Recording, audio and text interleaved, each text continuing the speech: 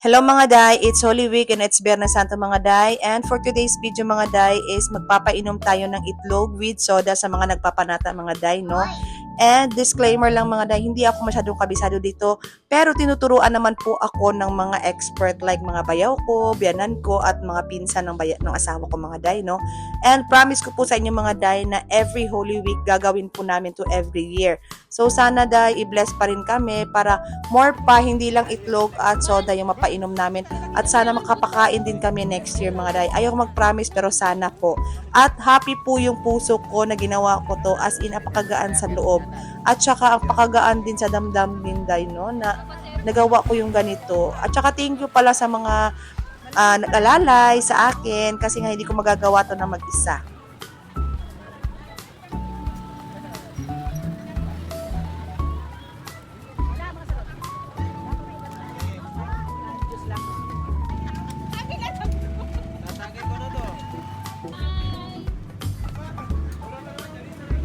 At ito na nga, day, biglang nagka-instant daddy si Uno dito kasi nga ang akala niya is daddy niya kasi naka-shades, malaking tao, o diba? Talagang yakap na yakap siya, day, kasi akala niya daddy niya. Uno, tito mo yan, hindi mo daddy yan.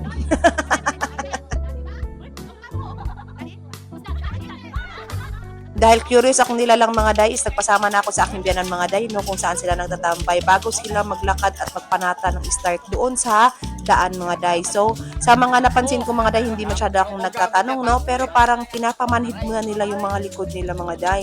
Tapos tingnan mo yung mga ginagawa nila, oh. Pero bukod pa dyan day, susugatan pa sila sa likod. Kaya parang pinapamanhid muna nila ng todo.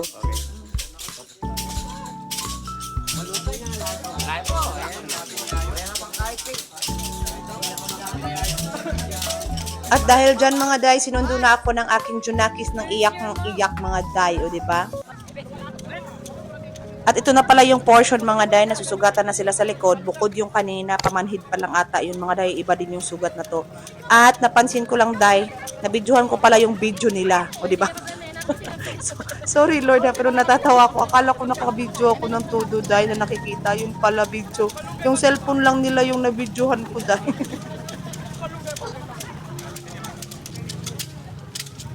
So, trivia lang pala mga day, no, napagtanungan ko lang.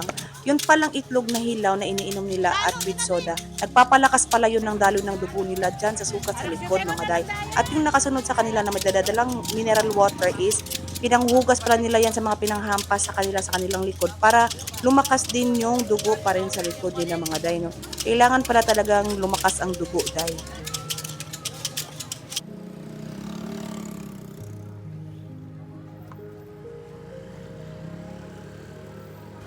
Alam niyo mga day, first time ko nakita to kaya sobrang amazed ako at sobrang bilib na bilib ako sa mga taong ganitong nagpapanata mga day. Kasi alam ko sa sarili kong hindi ko magagawa tong mga ganito pero hindi sila nagdadalawang isip na gawin ito. At busy na nga kami dyan mga day na namimigay ng mga itlog para sa nagpapanata. At sobrang happy kami day kasi nga iniinom talaga nila yung mga itlog na yan mga day. Tapos kahit natatalsikan na kami ng mga dugo-dugo nila mga day, wala na kaming pakialam kasi nga masaya kami na namimigay at naiinom nila yan. Sobrang saya namin. Para kaming nagkikwentuhan kami pagkatapos. Happy kami lahat as in. At talagang i-manifest ko mga day, no, na next year, hindi lang itlog yung maipamigay namin mga day. Sana meron pa. More sa itlog, more sa tubig, more sa soda pa talaga day, no. Ayaw ko mag-promise pero sana day, bigyan natin ng time, 'di ba? Ang sarap sa feeling mamigay ng mga ganito. And this is the part 1 mga day. Thank you for watching. Please follow, like, and share. See you sa part 2 mga day. Goodbye.